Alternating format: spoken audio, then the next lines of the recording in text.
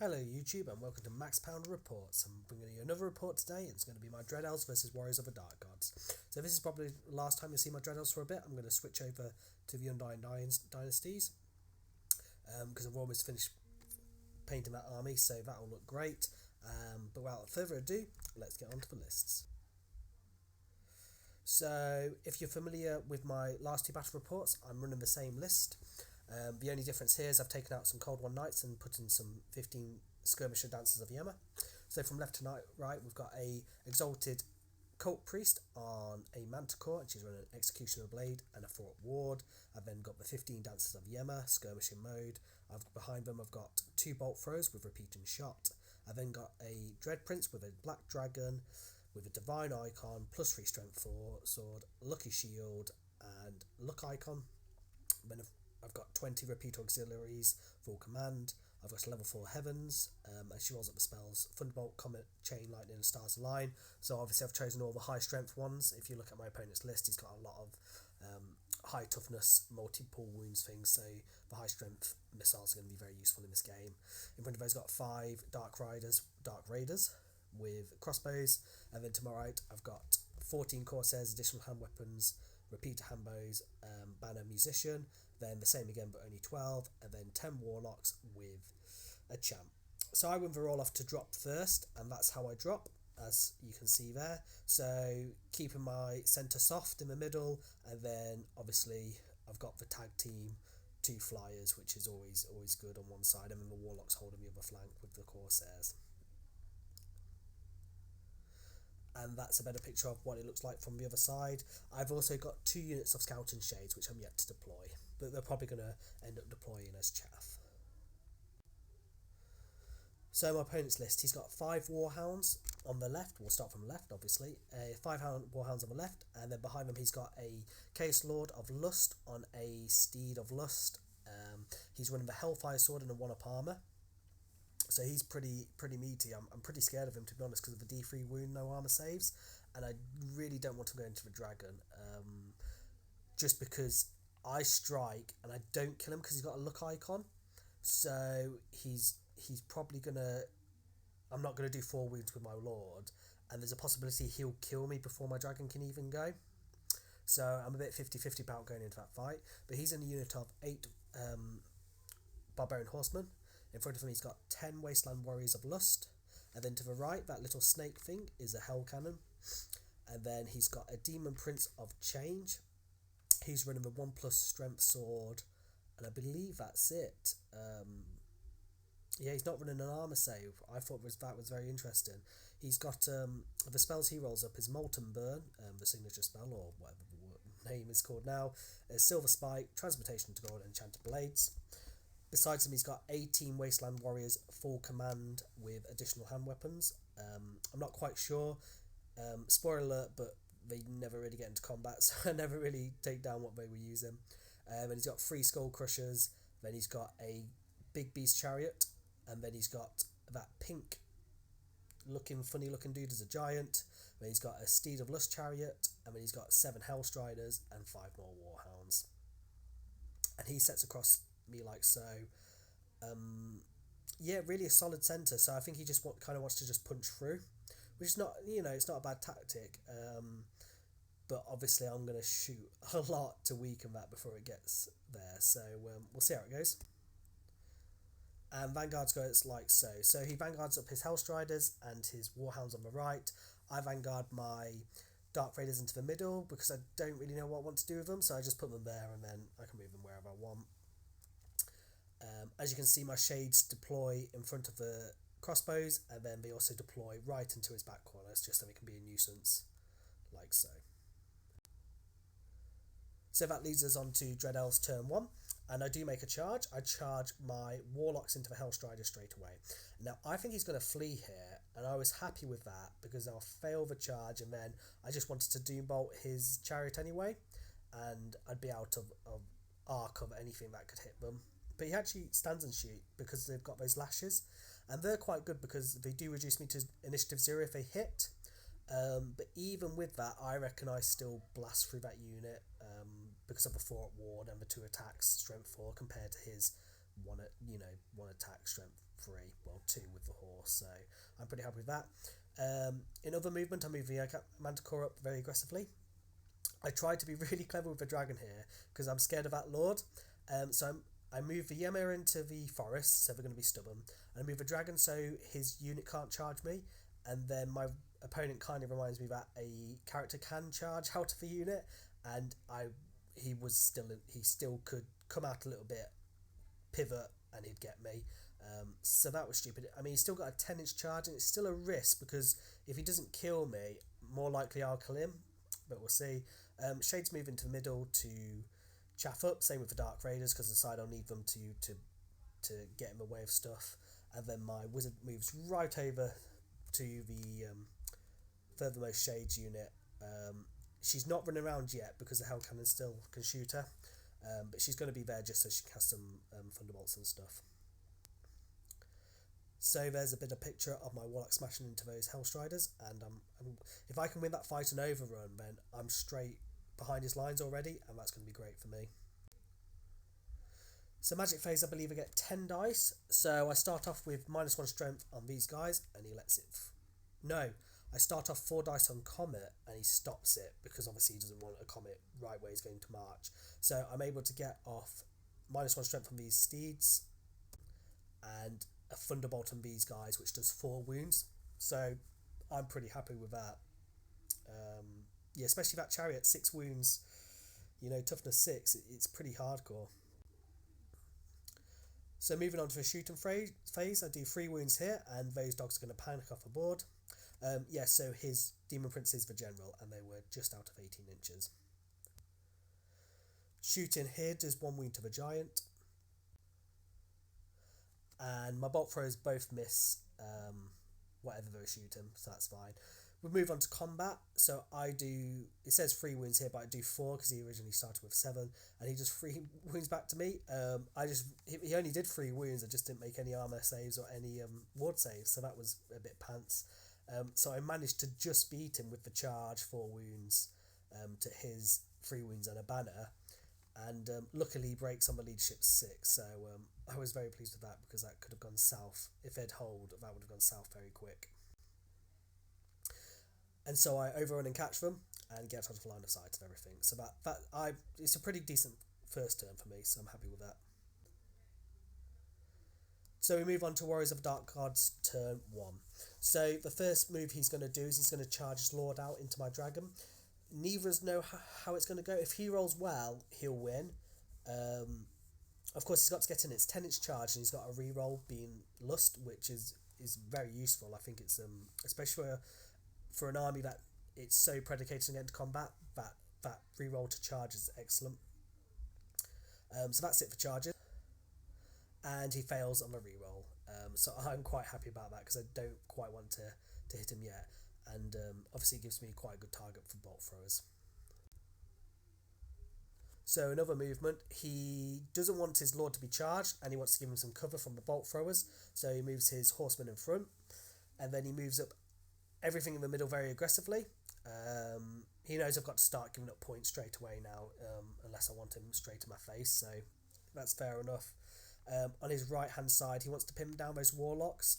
He's not bothered about the shade, so he's just going to move them about like so, just to cover all the angles. The only thing I wouldn't have done here is he's moved up really aggressively with his Demon Prince, who doesn't have any armor and just has a 5-up ward.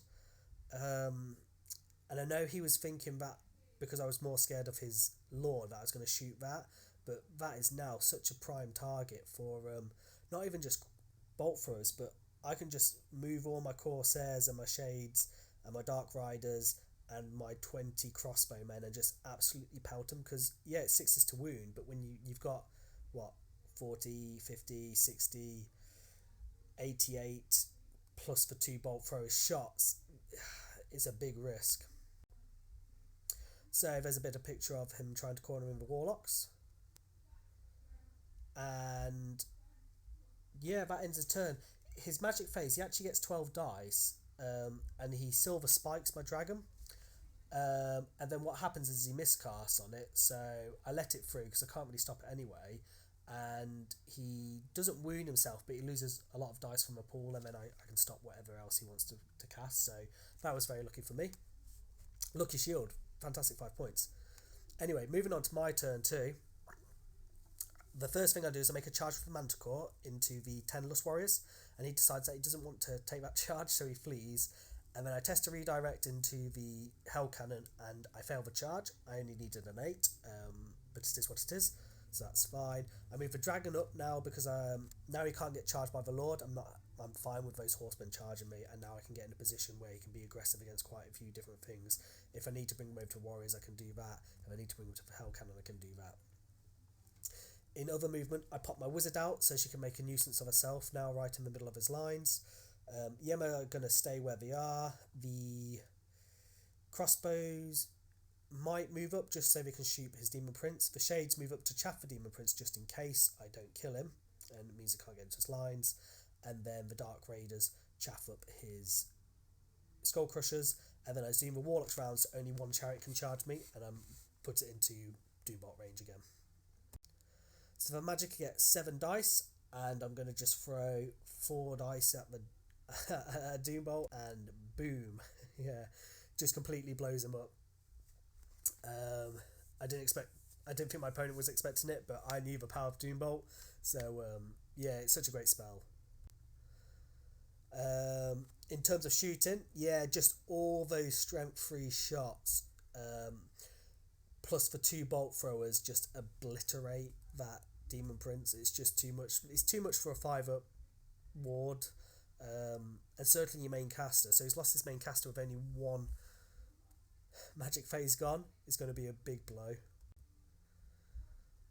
So that leads on to Warriors of the Dark God's turn 2. He makes quite a few charges. So the obviously ones are the Skull Crushers into the Dark Raiders, where I hold because he's frenzied, he's going to go off.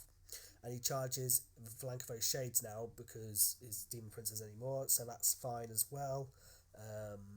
He also charges his Horseman into my Dragon, because his idea here is that if I fluff, he can hold me up, but I just think I just go through that unit like paper, so yeah.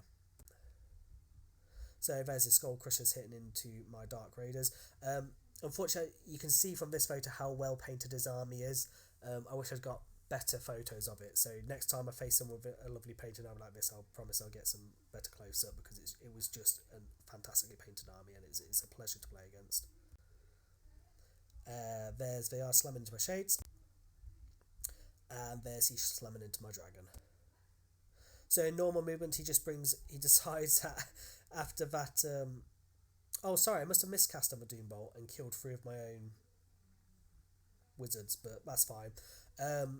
So he's going to move up everything back, because I think he's given up on those warlocks and trying to pin them down, and I think he knows that he needs support over here, which is a wise move. So in combat, his Crushers just absolutely smack very silly, and he manages to kill the 5 Shades, and he's going to reform with these. Yeah, so I actually just kill them to a man. I don't even use my breath weapon, but the Lord kills 4 and the Dragon kills 4 and just kills that unit, so allows me to reform. And it comes to my turn 3, so I turn my Yema Dancers so that they're still stubborn in the forest, but if I need to commit them elsewhere, they can come here. I make 2 charges with the Dragon and the Manticore into the Hell Cannon, and I fail with both. They both need like 7s, and I just roll really badly. I think the Manticore might need like a 6, because obviously it failed charge last time. So that's disappointing, because it's left me with the charge arc of his general, so I need to make sure I take a couple of wounds off him before, in case he wants to go in. So I move my Warlocks back round here, just because they're quite happy there, just to Doombolt the Skull Crushers if they want. I move the Corsairs up, so I'm just going to shoot everything at that unit of warriors, and try and force a panic, because now they're leadership 8 with out their general. I move the Shades up so they can shoot that chariot, and I move the Wizard up so she can blast either the Hell Cannon or his Lord. So in my magic phase, I get 1, 2, 3, 4, 5, 8 dice. So he stops Thunderbolt, and then I get Chain Lightning through instead. And I managed to do 2 wounds to his Lust Warriors and 4 wounds to his Hell Cannon. He just rolls really poorly for his ward saves. So that's fantastic. Yeah, it's always great to get that. I do miscast it, but it's only a 7, so she takes a wound, it's fine. He hasn't got any shooting that can worry her anyway. Yeah, Doombot here also does 2 wounds. Yep. Yeah, so shooting over here, I managed to do 6 wounds to these, which is a third of a unit, so it's not too bad. And of course he fails his panic test, and he rolls really well. So he rolls so well that he flees through his giant and lands right in front of his chariot, so his chariot can't charge his turn now. I mean, he was really annoyed about it, but to be fair, even if it's just flayed a little bit, they would have landed in front of the giant, so one thing was getting blocked either way. Yeah, my bolt throwers over here do 3 wounds to this guy. Having the Heavens attribute to reroll you to hit is absolutely brilliant for those bolt throwers. So yeah, he's out of the game now. Fantastic. And the Shades managed to pop off another wound here. So that chariot's down to 1 wound, and it's not looking good for Warriors of Chaos. So this is his turn 3, and this is where I think he gets a bit desperate. So the charges, he charges the Corsairs on the right hand side, and they fail their terror, so they flee away, and he redirects into the other ones behind the wall, so I stand and shoot there. And then he also sends his Lord into the crossbows, and I stand and shoot there also, hoping just to do the last wound. The Crushers charge the Warlocks, which I think was a bad idea. I thought it would have been better to reform them and bring them back into the fight, because it's an 11-inch charge, because I've left them only just 18 away, so he's needing like an 11 to get in. Like, yeah, it's not worth it. And unfortunately his warriors decide they still want to flee. So there's a picture of my Corsairs run away, and there's his giant getting in, there's his Lord getting in, and there's his Crushers failing the charge, which, yeah, if it got in, yeah, fair enough, it would kill them, but at the same time, yeah, I think he's getting desperate for points here is the problem. So yeah, they keep fleeing and take 2 wounds from the dangerous terrain to add insult to injury. And so in his normal movement, he just brings his chariot back round here to, I think he wants to countercharge anything charging the cannon, and he moves his guys into the building just so they don't die really easily, which is fair enough. So the standard shoot here does 1 wound. In combat, oh yeah, so it's prevalent just to take this time to notice that his Hell Cannon misses every single time he shoots it. He's going for the dragon, and just a hint here, when you shoot something that's got a 100mm long base, don't put it in the middle, because if you put it in the middle, a 2-inch scatter is less likely to hit it. If you put it right in the corner, the top left corner, top right corner, it's more like you've got more of a chance of hitting it, and you're looking for a direct hit anyway, because 2 of the times he'd rolled a 4, but in like a straight line, parallel to the base. So if he'd put it on the corner, it would have hit me. I think that's the best way of doing your stone throwers, but other people might just like put them in the middle, but maths would tell you otherwise. So anyway, back to combat. So I challenge for my champion, he kills him, and then does 3 more wounds to the unit, but they're going to be steadfast, and they're going to stick. It's obviously the standard shoot didn't finish off him. Even with 40 shots, it just didn't do it. Yeah, and so I lose 6 Corsairs in the fight.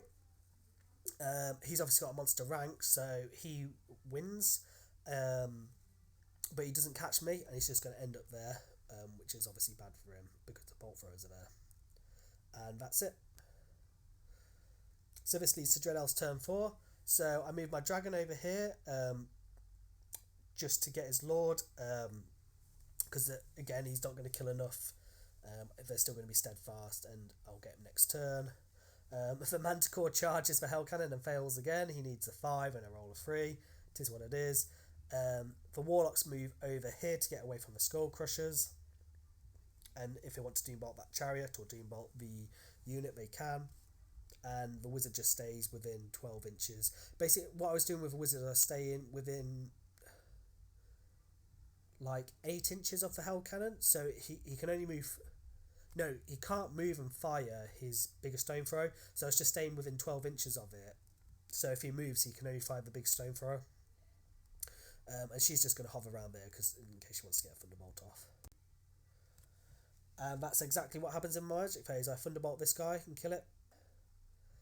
And then the Bolt Throws kill this guy. Both, of course, there's Unit Rally, but they can't shoot, but the Bolt Throws. The multi-shot finishes them off. So moving on to combat, his Lord kills another 4 guys. I'm going to stick because I'm still steadfast, and he's going to call it there. He doesn't want. He calls the game there. So the second objective would have been break the line. So I reckon I could have got that in the 2 turns because I can just send march those courses up 20 inches now. His Lord's going to die next turn because he'll probably kill the repeaters, but the dragon's there ready to eat him. He's only got 1 wound on that Chariot. The Manticore's ready to kill those. Skull Crushers and Warriors out the game, so I can understand why he called it. It's not fun just to watch your models being taken off by high strength shooting and magic, which is fair enough. So in the end, we just call it as a 17-3 without the objectives, because I've only lost 190 points, literally just those Shades and those 5 Dark Raiders. So post thoughts. Obviously, I'm happy with this list. I really enjoy this list. I know it's annoying to play against for some armies. Certainly against this army, it was a bad matchup for him because I just had so much high strength magic missiles and shooting to deal with his big monsters, which I don't think many armies will have. Certainly, though, mistakes he made, he didn't really use his Warhounds to any effect. They didn't do anything. They didn't threaten the shooting or provide cover or anything like that. I would have been tempted. They don't really do much on the flanks. I would keep them in the middle where you need them to either redirect them at the last moment or to just to make a nuisance of themselves. So 45 points. So you need, it's much better than just keeping them in the corner trying to pin down some warlocks, which are just going to run around you. The other thing is demon princes are good, but not running one with an armor save when he's your level 4 wizard. Yeah, it's an interesting choice. I think it would have been fine if I didn't have 2 bolt throwers who could reroll to hit. So that's one thing I would say. I mean, I do like Warriors. I mean, I was on the forums the other day about people saying how difficult it is to play Warriors now because they do get out combated by people. And like my opponent was saying in this end game, he was like, there's nothing that can fight that dragon or even that Manticore anymore. And I do slightly agree. I do agree. And I really want to start a Warriors army based around Once Chosen because I love the Butcher Blight Kings models. And I was trying to work one out today, and it was quite hard because things get expensive really quickly in that army. And for an army that's got no real shooting prowess, no real magic prowess, I was trying to work it out. So I do think it's possible. I think people need to get out of the 8th mentality with Warriors now and maybe try, I don't know, better minds than me thinking about it. I'm thinking of some sort of like MSU, list with a lot of Fallen, a lot of Skirmish and Once Chosen and stuff like that. That could possibly work, but we'll see. But definitely, if you take a Demon Prince, I do think it is worth I know it's 90 points to get him up to a 2-up armor save, but against strength 3 shooting, which he will attract a lot of when you don't have an armor save on him, it's definitely worth the points, especially when he's so that leadership 9 bubble is so important for Warriors, especially so when you've got haven't got a BSB. So I kind of feel like this was more defeated in the list building stage as opposed to in the other stage. But it was great. He was a fantastic opponent.